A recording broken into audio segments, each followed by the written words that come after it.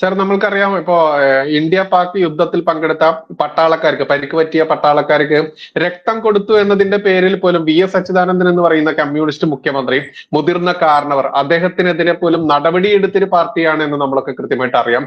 അതിനെ കൂടി ഒന്ന് കോട്ട് ചെയ്തിട്ട് സംസാരിക്കുകയാണെങ്കിൽ എങ്ങനെയായിരിക്കും സാർ? മാത്രമല്ല, ഇവർ ഇദ്ദേഹത്തെ മാറ്റി നിർത്തി നമ്മൾക്കറിയാം, താൽക്കാലികമായിട്ട് ഇദ്ദേഹം രാജിവെച്ച സമയത്ത് ആ വകുപ്പ് പിണറായി വിജയൻ എന്ന് പറയുന്ന മുഖ്യമന്ത്രി ഏറ്റെടുക്കുകയായിരുന്നു. ആ വകുപ്പ് ആർക്കും കൊടുത്തില്ല. അപ്പൊ ഇവർ എഴുതി വെച്ചിട്ടുണ്ടായിരുന്നു ഈ 6 മാസങ്ങൾക്ക് ശേഷം വീണ്ടും കുറ്റവിമുക്തനായി, അതല്ലെങ്കിൽ ക്ലീൻ ചിറ്റ് നേടും എന്നുള്ളത്, നേടിക്കഴിഞ്ഞാൽ വീണ്ടും ഇയാളെ മന്ത്രിയാക്കാൻ വേണ്ടി തന്നെ ആയിരുന്നില്ല ആ ഒരു മുഖ്യമന്ത്രിയുടെ ആ ഒരു തയ്യാറെടുപ്പ് എന്ന് കൂടി കൂട്ടി വായിക്കേണ്ടതല്ല. ഈ രണ്ട് വിഷയങ്ങൾ കൂടി പറയുകയാണെങ്കിൽ എങ്ങനെയായിരിക്കും സാർ? അല്ല, കമ്മ്യൂണിസ്റ്റ് പ്രസ്ഥാനത്തെ സംബന്ധിച്ചിടത്തോളം ചൈനക്കാരുടേതും ഇന്ത്യക്കാരുടേതും എന്ന് പറയുന്ന ഭൂമിക്ക് വേണ്ടിയുള്ള യുദ്ധം എന്നാണ് സഖാവ് EMS നമ്പൂതിരിപ്പാട് ഇന്ത്യ ചൈന യുദ്ധത്തെ വിശേഷിപ്പിച്ചത്. മാത്രമല്ല, അച്യുതാനന്ദനെ ശാസിക്കുന്നതോടൊപ്പം ഈ ചൈനയെ സഹായിക്കാൻ വേണ്ടി ചൈനയുടെ ഭാഗത്തു കൂടി ഇന്ത്യക്കെതിരെ യുദ്ധം ചെയ്യാൻ സഖാക്കന്മാർ ചൈനയുടെ അതിർത്തി കിടന്ന് അങ്ങോട്ട് പോകാനുള്ള സാഹസം പോലും കാണിച്ചു. അപ്പൊ ചൈനയുടെ ഭാഗത്തുനിന്ന് അവിടെയുള്ളവര് ഇവൻ ഇന്ത്യക്കാരനാണെന്ന് കണ്ടപ്പോഴേ തോക്ക് ചൂണ്ടിയത് കൊണ്ട് പിന്നെ തിരിച്ചു പോന്നു എന്ന് മാത്രം, ജീവനിൽ പേടിയുള്ളതുകൊണ്ട്. ഇതൊക്കെ നടന്ന കാര്യമാണ് ഇവിടെ. മാത്രമല്ല, നമ്മുടെയൊക്കെ തിരുവനന്തപുരം ഭാഗത്ത് കമ്മ്യൂണിസ്റ്റ് പാർട്ടിയുടെ പ്രേരണ കൊണ്ട് ചില ആൾക്കാർ ചൈന ഭാഷ പഠിക്കാൻ പോയ ഒരു ചരിത്രവും കൂടിയുണ്ട്. ഇന്ത്യ ചൈന യുദ്ധം ചെയ്യുമ്പോൾ തിരുവനന്തപുരത്ത് ചൈനീസ് ഭാഷ പഠിപ്പിക്കുന്ന ട്യൂഷൻ ക്ലാസ് നടത്തുമായിരുന്നു കമ്മ്യൂണിസ്റ്റ് പാർട്ടി. എന്താ കാര്യം എന്നറിയാവോ? അവര് പറഞ്ഞു, ഇന്ത്യയുടെ കയ്യിൽ ഇത്ര തോക്കുണ്ട്, ചൈനയുടെ കയ്യിൽ ഇത്ര തോക്കുണ്ട്, ഇന്ത്യയുടെ കയ്യിൽ ഇത്ര പാറ്റൻ ടാങ്ക് ഉണ്ട്, ചൈനയുടെ കയ്യിൽ ഇത്രയുണ്ട്, ഇതിന്റെ എണ്ണം എല്ലാം എടുത്തിട്ട് പറഞ്ഞു എന്തായാലും ഇന്ത്യ തോറ്റു പോകും. അങ്ങനെ തോറ്റു പോകുമ്പോൾ ചൈന ഇന്ത്യ പിടിച്ചടക്കും. അങ്ങനെ പിടിച്ചടക്കുമ്പോൾ ഇന്ത്യയുടെ ഭരണം ചൈനയ്ക്ക് നടത്തേണ്ടി വരും. അങ്ങനെ വരുമ്പോൾ ഇന്ത്യയിലെ എല്ലാ മുക്കിലും മൂലയിലും ചൈനീസ് ഭാഷ അറിയാവുന്നവരൊക്കെ സർക്കാർ ജോലി കിട്ടും.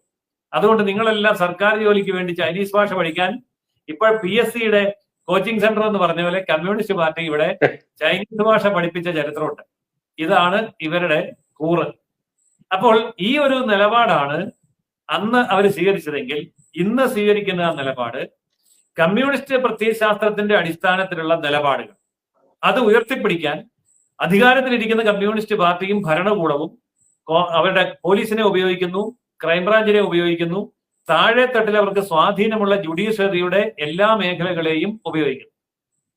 ഇതാണ് ഇന്ന് നമ്മൾ കണ്ടുകൊണ്ടിരിക്കുന്നത്. ഇനിയിപ്പോൾ നാളെ മുതൽ കണ്ടോളൂ, സാഹിത്യ സാംസ്കാരിക നായകന്മാര്, ഇടതുപക്ഷത്തിന്റെ എച്ചിൽ തിന്നുന്ന കുറെ നായകള് എല്ലാം കൂടെ ഇറങ്ങിയിട്ട് സജി ചെറിയാൻ പിന്തുണ കൊടുക്കുന്ന കാഴ്ച നമുക്ക് കാണാൻ പറ്റും.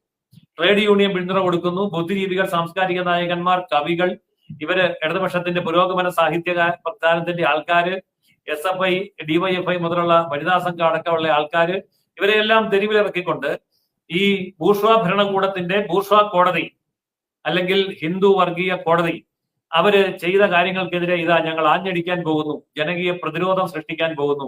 ഇതൊക്കെ ആയിരിക്കും നമുക്ക് കാണാൻ പോകുന്ന കാഴ്ചകൾ. പക്ഷേ ഒരു കാര്യം വളരെ വ്യക്തമാണ്, കേരളത്തിലെ പൊതുസമൂഹത്തിൽ വിവരവും വിദ്യാഭ്യാസവും ഉള്ള ആൾക്കാർക്കൊക്കെ മനസ്സിലായി കഴിഞ്ഞു, ഒരു കാരണവശാലും രക്ഷപ്പെടാൻ കഴിയാത്ത വിധം ഉള്ള കുരുക്കിലാണ് ചെന്നുപെട്ടിരിക്കുന്നത്. ആന്റണി രാജു എന്ന് പറയുന്ന മന്ത്രി ഇതുപോലെ കളിച്ച് അവസാനം കളത്തിന് പുറത്താകുന്നത് പോലെ ഇവിടെ സുപ്രീം കോടതിയിൽ പോയി ഹൈക്കോടതിക്കെതിരെ കളിക്കാനാണ് ഉദ്ദേശിക്കുന്നതെങ്കിൽ ഹൈക്കോടതിയിൽ നിന്ന് കിട്ടിയതുപോലെ ആയിരിക്കില്ല സുപ്രീം കോടതിയിൽ നിന്ന് കിട്ടുന്ന അടി.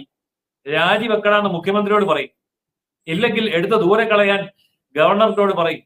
സുപ്രീം കോടതി അത്രയും കടുത്ത നിലപാടിലേക്ക് പോകുമെന്ന് തന്നെയാണ് ഞാൻ വിശ്വസിക്കുന്നത്. കാരണം എവിഡൻസ് വളരെ ക്ലിയറാണ്. ഇവിടെ കൃത്യമായ തെളിയിക്കപ്പെടാൻ കഴിയുന്ന എവിഡൻസ് ഉണ്ട്. അതിൽ ഇത്തവണ ഒരു മണ്ടത്തരം കൂടെ കാണിച്ചിരിക്കുന്നത്, ഈ സജി ചെറിയാൻ ഇന്ന് പറഞ്ഞത് എന്താണെന്നറിയോ? ഞങ്ങൾ നിയമപരമായി നേരിടും, സുപ്രീം കോടതിയിലേക്ക് പോകും എന്ന് പറഞ്ഞാൽ അതിന്റെ അർത്ഥം എന്താണ്? ഹൈക്കോടതി പറഞ്ഞത് തെറ്റായതുകൊണ്ടാണല്ലോ സുപ്രീം കോടതി പോകുന്നത്. അപ്പൊ ഹൈക്കോടതിയുടെ നിരീക്ഷണങ്ങളൊക്കെ തെറ്റാണെന്ന് പറയുമ്പോൾ ഹൈക്കോടതിയുടെ നിരീക്ഷണം എന്താണെന്ന് സുപ്രീം കോടതി നോക്കില്ലേ? അപ്പൊ സുപ്രീം കോടതി നോക്കുമ്പോൾ തന്നെ നമ്പറിട്ട് വളരെ വ്യക്തവും വിശദവുമായി തലനാരിഴ കീറി ക്രിസ്റ്റൽ ക്ലിയർ ആയിട്ടുള്ള എവിഡൻസോട് കൂടിയാണ് ഹൈക്കോടതി കാര്യങ്ങൾ എഴുതി വെച്ചിരിക്കുന്നത്. അതുകൊണ്ട് ഹൈക്കോടതി കാണിച്ച മര്യാദയൊന്നും സുപ്രീം കോടതി കാണിക്കില്ല. സുപ്രീം കോടതി അടിച്ചിരുത്തിയുള്ള വിധിയോട് കൂടി ആയിരിക്കും തിരിച്ചടിക്കാൻ പോകുന്നത്. അങ്ങനെ വന്നാൽ ഈ മന്ത്രി ജയിലിനകത്ത് പോകും എന്നുള്ള കാര്യത്തിൽ ഒരു സംശയവും ആർക്കും വേണ്ട. ഇത് സാമാന്യ ബുദ്ധി കൊണ്ട് തന്നെ എല്ലാവർക്കും മനസ്സിലാകാവുന്ന കാര്യമാണ്. പക്ഷേ ഇവിടെ പ്രതിക്കൂട്ടിലാകുന്ന മറ്റൊരാളുണ്ട്, മുഖ്യമന്ത്രി. എന്താ കാരണം? ഇത്രമാത്രം ഗുരുതരമായ തെറ്റ് ചെയ്ത ഒരാളെ സ്വന്തം അന്വേഷണ സംവിധാനങ്ങളും പോലീസ് സംവിധാനങ്ങളും ഉപയോഗിച്ചുകൊണ്ട് പരമപരിശുദ്ധനായിട്ട് കോടതിയിൽ ക്ലീൻ ചിറ്റ് പ്രദർശിപ്പിച്ച ഭരണകൂടമാണ് കേരളം ഭരിക്കുന്നത്. അവിടുത്തെ പോലീസ് സംവിധാനത്തിന്റെ മന്ത്രിയായ പിണറായി ഇതിന്റെ ഉത്തരവാദിത്തം ഏറ്റെടുത്തുകൊണ്ട് രാജിവെക്കുക എന്നുള്ള ധാർമ്മികതയിലേക്ക് വരേണ്ടി വരും. ഒരുപക്ഷെ സുപ്രീം കോടതി അത് പറഞ്ഞുകൂടായികയുമില്ല. ഹൈക്കോടതി അത് പറഞ്ഞില്ല, പൊതിഞ്ഞു പറഞ്ഞു. പോലീസ് ചെയ്തത് ശരിയായില്ല എന്ന് പറഞ്ഞു. സുപ്രീം കോടതിക്ക് പറയാൻ പോകുന്നത് പോലീസ് മന്ത്രി ചെയ്തത് ശരിയായില്ല, അതുകൊണ്ട് പോലീസ് മന്ത്രി തുല്യ ഉത്തരവാദിയാണെന്നും കൂടെ പറഞ്ഞാൽ മുഖ്യമന്ത്രി രാജിവെക്കേണ്ടി വരും. ചുരുക്കി പറഞ്ഞാൽ സുപ്രീം കോടതിയിലേക്ക് പോകാനാണ് ഉദ്ദേശമെങ്കിൽ മന്ത്രിസഭയുടെ രാജിയായിരിക്കും സുപ്രീം കോടതിയിൽ നിന്നുണ്ടാകുന്ന വിധിന്യായത്തിൽ ഉണ്ടാവേണ്ട നിർദ്ദേശം. അതുകൊണ്ട് കൂടുതൽ കളിച്ചാൽ തീക്കൊള്ളി കൊണ്ട് തല ചൊറിയുന്ന അനുഭവമായിരിക്കും പിണറായി വിജയനും മന്ത്രിസഭയ്ക്കും വരാൻ പോകുന്നത്. പക്ഷെ ഞങ്ങൾക്ക് ഭൂരിപക്ഷമുണ്ട്, ഞങ്ങൾ ആ ഭൂരിപക്ഷത്തിൽ ഉറച്ചു നിൽക്കും, ഞങ്ങൾ രാജിവെക്കില്ല, വേണമെങ്കിൽ പുറത്താക്കിക്കോട്ടെ എന്നൊക്കെയുള്ള ധിക്കാരപരമായ നിലപാട്, അതാണല്ലോ കമ്മ്യൂണിസ്റ്റ് പ്രസ്ഥാനത്തിന്റെ നിലപാട്. ആ നിലപാട് ജനകീയ ജനാധിപത്യത്തിന്റെ മുന്നിൽ വരുമ്പോൾ ഇവിടുത്തെ ജനാധിപത്യ സംവിധാനങ്ങളെ തെല്ലും അംഗീകരിക്കാത്ത, ധാർമ്മികതയെ അംഗീകരിക്കാത്ത, കോടതിയെ ബൂർഷ്വാ കോടതി എന്ന് വിളിക്കുന്ന, അല്ലെങ്കിൽ ധാർമ്മികത ബൂർഷ്വാ സങ്കല്പമാണ് എന്ന് പറഞ്ഞു പരത്തുന്ന കമ്മ്യൂണിസ്റ്റ് പ്രസ്ഥാനം അതിന്റെ അന്ത്യനാളുകളിലേക്ക് അടുക്കുകയാണ്. ഇന്ത്യൻ ഭരണഘടന എന്ന് വാകീറി നിലവിളിക്കുന്നവരാണല്ലോ ഇവര് മറ്റുള്ളവരുടെ പേരിൽ. എന്നാൽ മാർക്സിസ്റ്റ് പാർട്ടിയുടെ സ്വന്തം മന്ത്രി ഭരണഘടനയെ ഇത്രമാത്രം ചവിട്ടിക്കൂട്ടുമ്പോൾ, ഇത്ര നീചമായി കടന്നാക്രമിക്കുമ്പോൾ ആ സ്വന്തം മന്ത്രിയെ സംരക്ഷിക്കുന്നു എന്ന് പറഞ്ഞാൽ ഭരണഘടനയ്ക്കെതിരായിട്ട് നിൽക്കുന്നു എന്ന് തന്നെയല്ലേ വ്യക്തമാകുന്നത്. അപ്പോൾ ഭരണഘടന അടിസ്ഥാനമായി കമ്മ്യൂണിസ്റ്റ് പ്രസ്ഥാനം ഭരണഘടന എന്ന നെടുമ്പാറയിൽ തട്ടി തകരുന്ന കപ്പലാകാൻ പോവുകയാണ് അടുത്ത ദിവസങ്ങളിൽ. സർ, നമ്മൾക്കറിയാം സത്യം വിളിച്ചു പറയുന്നവരെയൊക്കെ ഇവിടെ സംഘി അതല്ലെങ്കിൽ വ്യത്യസ്ത പേരുകളിൽ അടിച്ചമർത്തിക്കൊണ്ട് ചവിട്ടി തേക്കുന്ന ഒരു സിസ്റ്റം ഇവിടെ ഉണ്ട് എന്നുള്ളത്. അത് ഏറ്റവും അവസാനം നമ്മൾ കണ്ടത് വഖഫ് വിഷയത്തിലെ സത്യങ്ങൾ വിളിച്ചു പറഞ്ഞ ഏഷ്യാനെറ്റിലെ അഭിലാഷ് എന്ന് പറയുന്ന ആ ഒരു അവതാരകനെ പോലും അങ്ങനെ മാറ്റിയതൊക്കെ നമ്മൾ കണ്ടതാ. മാത്രമല്ല ഇവിടെ മോദി വിരുദ്ധത അല്ലെങ്കിൽ RSS വിരുദ്ധത, BJP വിരുദ്ധത ഇത് കാണിക്കാൻ വേണ്ടി ഇവർ ഭരണഘടനയെ പോലും തള്ളി പറഞ്ഞുകൊണ്ട്, സത്യത്തിൽ സജി ചെറിയാൻ മോദി വിരുദ്ധത മൂത്തുകൊണ്ട്, RSS വിരുദ്ധത മൂത്തുകൊണ്ട് സംസാരിച്ച് കാട് കയറിയ സമയത്ത് ഇത്തരത്തിൽ അപമാനിച്ചതാണെന്ന് വേണമെങ്കിൽ നമുക്ക് കൂട്ടിച്ചേർത്ത് പറയാൻ പറ്റുന്നതാണ്.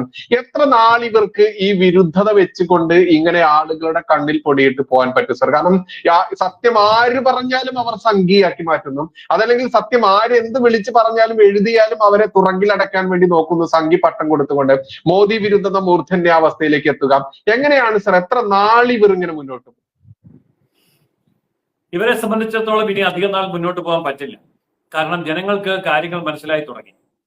അതായത് എന്ത് തെറ്റ് ചെയ്തിട്ടും, എന്ത് നീചമായ പ്രവൃത്തി ചെയ്തിട്ടും, എന്ത് കള്ളം പറഞ്ഞിട്ടും ഇതൊക്കെ ഞങ്ങൾ ചെയ്യുന്നത് മോദിയെ എതിർക്കാനാണ്, RSS അധികാരത്തിൽ വരാതിരിക്കാൻ വേണ്ടിയാണ് എന്ന് പറയുന്ന ഒരൊറ്റ കാര്യമാണ് മുന്നോട്ട് വെക്കുന്നത്. ഞങ്ങൾ ഇതൊക്കെ ചെയ്യും, ഇല്ലെങ്കിൽ RSS വരും. ഇവിടെ ജനങ്ങൾ തിരിച്ചറിയാൻ പോവാണ് RSS വന്നിടത്ത് എന്താ പ്രശ്നം. ഇന്ത്യയിലെ ഭൂരിപക്ഷം, അതായത് ന്യൂനപക്ഷങ്ങൾക്ക് ഭൂരിപക്ഷമുള്ള, അതായത് ക്രിസ്ത്യാനികൾക്ക് ഭൂരിപക്ഷമുള്ള എല്ലാ സംസ്ഥാനങ്ങളും 10-15 വർഷമായി BJP ഭരിക്കുന്നു. അവിടെ എന്താ പ്രശ്നം? ഒരു പ്രശ്നം ഉണ്ടാകുന്നില്ല. അതുപോലെ മുസ്ലിങ്ങൾക്ക് ഭൂരിപക്ഷമുള്ള പ്രദേശങ്ങളിൽ BJP താമര ചിഹ്നത്തിൽ ജയിക്കുന്നു. അവിടെ ന്യൂനപക്ഷമായി മുസ്ലിമിന് എന്താ പ്രശ്നം? ഒരു പ്രശ്നവുമില്ല. ബാബറി മസ്ജിദിന്റെ പേരിൽ ബഹളമുണ്ടാക്കി, പക്ഷേ ഇന്നിപ്പോൾ രാമക്ഷേത്രം ഉയർന്നു. മുസ്ലിങ്ങൾക്ക് എന്താ പ്രശ്നം? ഒരു പ്രശ്നവുമില്ല.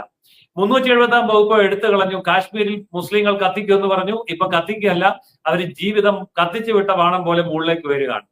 അപ്പോൾ ഇതൊക്കെ കാണുന്ന ഒരു ജനത കേരളത്തിലുണ്ട്.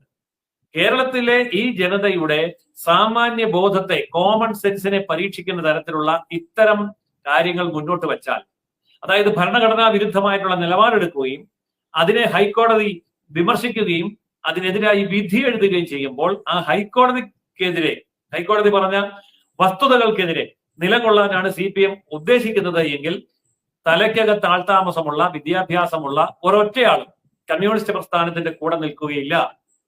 പാർട്ടിക്കകത്തുനിന്ന് തന്നെ വൻതോതിലുള്ള കൊഴിഞ്ഞുപോക്ക് ഉണ്ടാവും. കാരണം ഈ രാജ്യമാണ് പ്രധാനമെന്നും ഈ രാജ്യം ഇവിടെ ഉണ്ടെങ്കിലേ നമ്മളിവിടെ നിലനിൽക്കൂ എന്നും സാമാന്യബോധമുള്ള ആർക്കും അറിയാം. പക്ഷേ ഈ രാജ്യം ഇവിടെ വേണ്ട എന്നും ഇവിടെ ജനങ്ങൾ നിലനിൽക്കണമെന്ന് ഒരു നിർബന്ധവുമില്ല എന്നും ആഗ്രഹിക്കുന്ന കമ്മ്യൂണിസ്റ്റുകാരൻ, അവന്റെ ചരിത്രം അതാണ്.